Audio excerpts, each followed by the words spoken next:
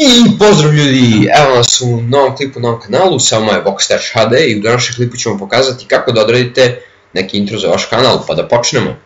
Znači odete u vaš Movie Maker, sad pre svega ovoga potrebno da skinete neki template sa interneta, znači to lako možete raditi, znači ukucate template download i izaberete vaš video koji želite da bude u vašem intru, znači to je gotov video, na vama je samo da dodate ime i naravno muziku da dodate, mislim ne morate neobavezno dodati muziku, ali glupo je bez muzike.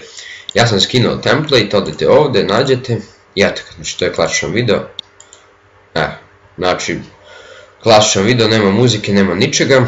A sad šta uradite da biste dodali muziku, znači idete ovdje, add music, odete gdje ste već skinuli i kad je dodate, on će iseći muziku koliko je video, znači nemate više ništa da seče niti šta tu da radite, on će apsolutno prilagoditi video sa muzikom. Znači i muzika će biti prilagođena sa videom i video će biti prilagođena sa muzikom, znači to je zaista nevjerojatno, nešto je zaista perfektno. I sad kad smo dodali muziku, evo kako to izgleda.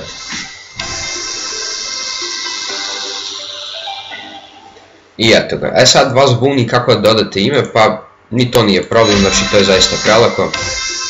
Pauzirate u tom delu klipa da želite da dodate znači vaše ime, evo otprilike negdje ovdje, idete na edit, onda split, home i ovdje caption.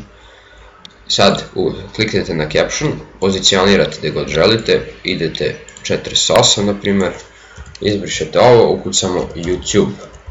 Ovdje sad birate kako će se to pojavljivati, ovako, ovako, ovako, nebitno je. Evo stavit ćemo na primjer, šta znam, ovako, tako, kliknete na to, hop, i pustite video od početka.